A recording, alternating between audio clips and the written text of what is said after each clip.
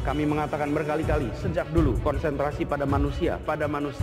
Saat kampanye, maka mereka membicarakan kesehatan. Saat kampanye, maka mereka menjanjikan ABCDEFG. 2022 tetap ada pilkada, 2023 tetap ada pilkada, dan kalaupun nanti mau diserentakkan di 2027. Hampir semua dari kita ketika pemilu 19 berakhir, itu mengatakan bahwa kita harus melakukan evaluasi. Untuk menjadi gubernur DKI tahun 2024 aja susah. Amsyong lah untuk Anies Baswedan. Sebelum kita lanjut, jangan lupa untuk subscribe dan aktifkan lonceng notifikasinya agar Anda yang pertama mendapatkan informasi terbaru dari Metropolitik. Kami mengatakan berkali-kali, sejak dulu konsentrasi pada manusia. Jangan hanya konsentrasi pada benda-benda mati. Politik masa depan Anies Baswedan ditentukan RUU Pemilu. Suhu politik di Jakarta tetap panas meski kasus positif COVID-19 terus naik. Belum lama ini ada pernyataan mengejutkan dari salah satu kader Gerindra Jakarta Timur yang meminta Gubernur Anies Baswedan mundur karena dianggap menyerah tangani COVID-19. Terbaru, draft revisi Undang-Undang tentang Pemilihan Umum atau RUU Pemilu memunculkan perdebatan mengenai pelaksanaan pemilihan kepala daerah atau pilkada berikutnya.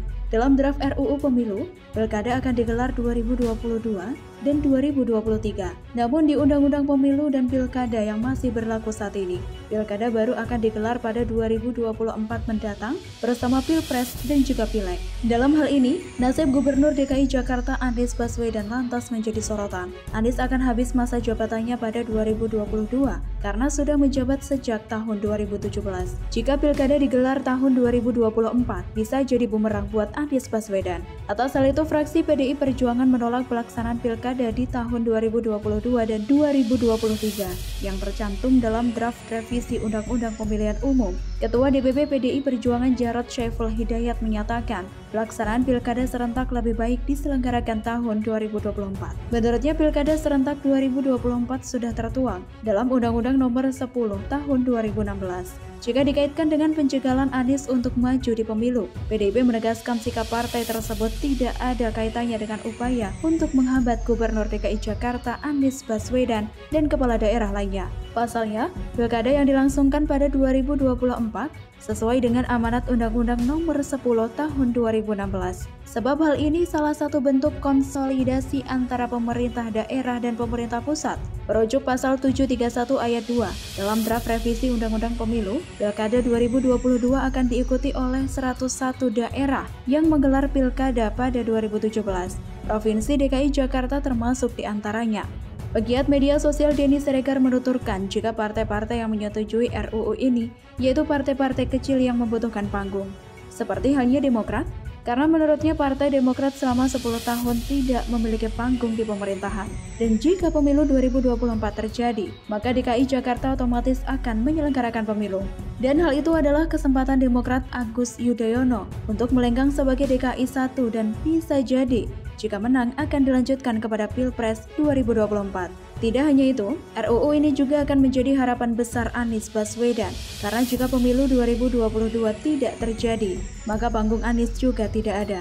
Pasalnya Anies purna tugas sebagai DKI 1 pada 2022, sementara setelah itu, DKI 1 akan diurus oleh Kemendagri. Denny mengingatkan Anies dan pendukungnya, apabila Anies tidak memiliki jabatan selama 2 tahun alias menganggur, maka nama Anies Baswedan akan hilang di percaturan politik nasional.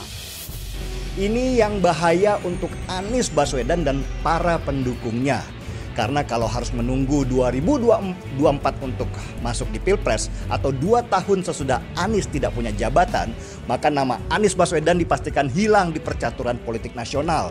Untuk menjadi Gubernur DKI tahun 2024 aja sudah susah, apalagi mau bertarung menjadi presiden.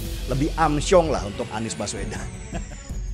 Direktur Eksekutif Indobarometer M. Kodari menilai, dorongan itu sebagai upaya sejumlah partai dalam mempertahankan calon yang akan diusung dalam pemilu presiden atau Pilpres 2024. Kodari mencontohkan Anies Baswedan sebagai salah satu sosok yang digadang-gadang bakal diusung pada pemilihan presiden. Jika dorongan elit politik di DPR supaya normalisasi pilkada diundur hingga 2027, maka pemilihan Gubernur DKI Jakarta pun juga digelar pada 2022. Namun, jika pilkada tetap digelar pada 2022, Anies akan mendapat panggung politik kembali Apabila menang terpilih kembali, maka akan punya panggung lagi di pemerintahan selama 2 tahun. Kodari mengatakan pilkada di Jakarta menjadi penting lantaran memiliki eksposur yang luas. Tak jarang pesta demokrasi di ibu kota itu dijuluki pilkada rasa pilpres. Wakil Ketua Komisi 2 Dewan Perwakilan Rakyat Republik Indonesia Saan Mustafa mengatakan hampir seluruh fraksi sepakat bahwa pelaksanaan pemilihan kepala daerah atau pilkada serentak dinormalisasikan dan diadakan pada tahun 2022 dan 2023. Kecuali PDI Perjuangan yang memberikan catatan ingin pilkada serentak digelar 2024 dan Partai Gerindra yang belum menyampaikan sikap. Nah, kita itu dinormalisasikan, yang kita atur 2022 tetap ada pilkada, 2023 tetap ada pilkada, dan kalaupun nanti mau diserentakkan di 2027.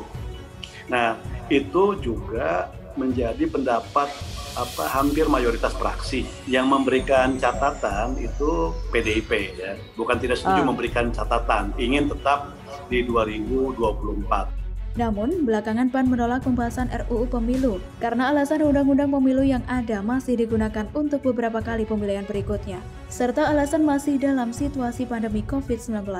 PPP juga menyatakan hal serupa. Mereka menolak pembahasan RUU Pemilu karena tidak ada urgensi untuk membuat produk hukum baru.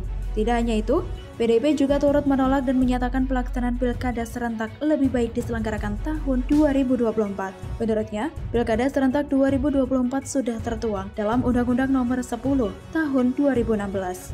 Semoga informasi ini bermanfaat. Silahkan tinggalkan komentar Anda. Jangan lupa like, share, dan subscribe. Pada pemilu 2019 lalu, hampir semua dari kita ketika pemilu 19 berakhir itu mengatakan bahwa kita harus melakukan evaluasi dan juga penyesuaian pengaturan di dalam undang-undang pemilu kita.